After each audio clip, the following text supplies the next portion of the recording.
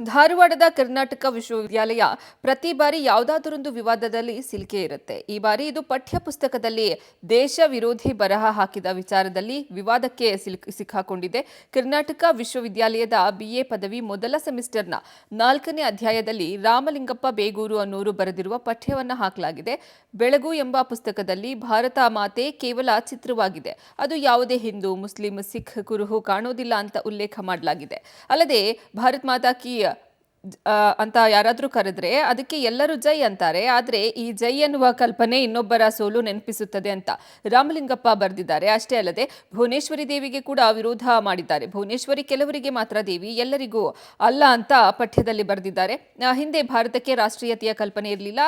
ಆಗ ಬೌದ್ಧರು, ಜೈನರು, ಸಿಖ್ಖರು ಬೇರೆ ರಾಷ್ಟ್ರ ಕೇಳಿದ್ದಾರೆ, ಆಗಿರ್ತಾ ಇತ್ತು ಅಂತ ರಾಮಲಿಂಗಪ್ಪ ಬರೆದಿದ್ದಾರೆ. ಇದಕ್ಕೆ ಹಿರಿಯ ನ್ಯಾಯವಾದಿ ಅರುಣಾ ಜೋಶಿ ವಿರೋಧ ಮಾಡಿದ್ದು ಪಠ್ಯಪುಸ್ತಕದಿಂದ ತೆಗೆಯದಿದ್ರೆ ಕಾನೂನು ಹೋರಾಟ ಮಾಡುವಂತಹ ಎಚ್ಚರಿಕೆಯನ್ನ ಕೊಟ್ಟಿದ್ದಾರೆ.